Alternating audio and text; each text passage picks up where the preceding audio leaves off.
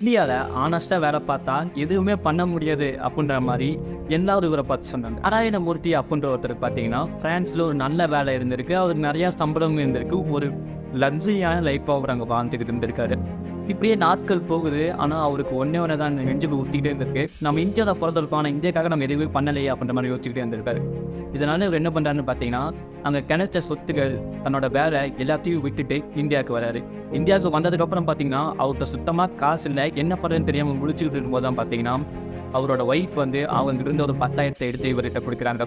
இவர் அந்த 10,000 வாங்கிட்டு என்ன பண்ணுறாருன்னு பார்த்தீங்கன்னா, ஒரு சின்ன ஆஃபீஸ், அதில் பார்த்தீங்கன்னா ஒரு சின்ன டீம், 7 பேர் கொண்ட டீமை வந்து அவர் வச்சிருக்காரு. அவருக்கு சரியான ஒரு கம்ப்யூட்டர் கூட அவர்கிட்ட இல்லை அப்படின்னு சொல்கிறது தான் உண்மை.